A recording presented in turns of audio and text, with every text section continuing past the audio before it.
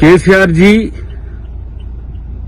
మీరు బయటికి వస్తే ఎట్లుంటుందో చూద్దాం. వెయిటింగ్ ఇక్కడ.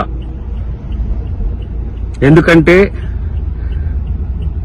ప్రజలు బయటికి వస్తే ఎట్లుంటుందో చూపించిన తర్వాత ఫామ్ హౌస్ కు పరిమితమైన మీరు బయటికి వస్తే ఎట్లుంటుందో చూడాలని మాకు కూడా ఉన్నది.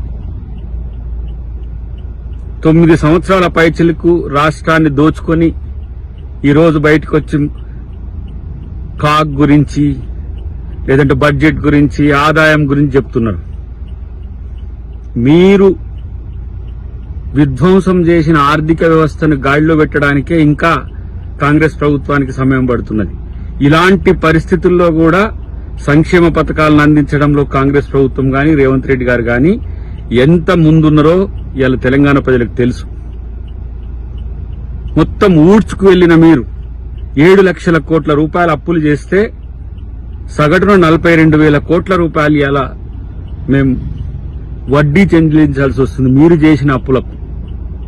ఇంకా ఏ మొహం పెట్టుకొని మీరు బయటకు వస్తారో, ప్రజలు మిమ్మల్ని ఎట్టా చూస్తారో, ఏ విధంగా మిమ్మల్ని ప్రశ్నిస్తారో తెలుస్తుంది. 1 సంవత్సరం పాటు కనీసం మీ ముఖం కూడా తెలంగాణ ప్రజలకు చూపించడానికి కూడా మీకు ముఖం రాలేదనే విషయాన్ని గుర్తుపెట్టుకోవాల్సిన అవసరం ఉంది. ఇంకా నయానో భయానో వాళ్ళనో వీళ్ళనో బతిలాడుకొని మీ పార్టీని మీ యొక్క శ్రేణుల్ని కాపాడుకునే ప్రయత్నం చేస్తున్నారు. ఎన్ని కేసులు మీ మీద ఉన్నాయో, ఎన్ని కేసులు మీ కుటుంబం మీద ఉన్నాయో, బీజేపీ మీకు ఎట్లా సహకరిస్తుందో, బీజేపీ ఆటలో కీలుబొమ్మగా మీరు ఎట్లా మారినరో అంతా తెలుసు.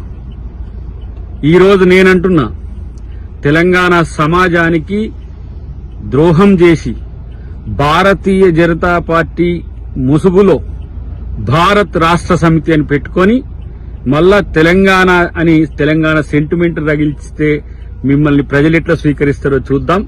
దీనికోసమే మేము కూడా చూస్తున్నాం.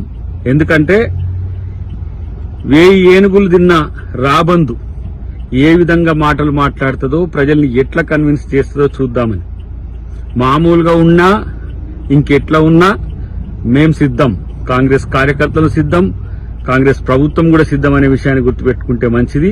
ఇంకా తెలంగాణలో మీ రాజకీయ భవిష్యత్తు ఉంటది అనుకోవడం మూర్ఖత్వమే, ఇంకా భ్రమనే అని చెప్పి నేను చెప్తున్నా. ఎందుకంటే ఇంకా తెలంగాణ ప్రజలు మిమ్మల్ని భరించడానికి సిద్ధంగా లేరనే విషయం మీరు బయటకు వచ్చినాక తెలుస్తుంది. తస్మాత్ చూసుకోండి.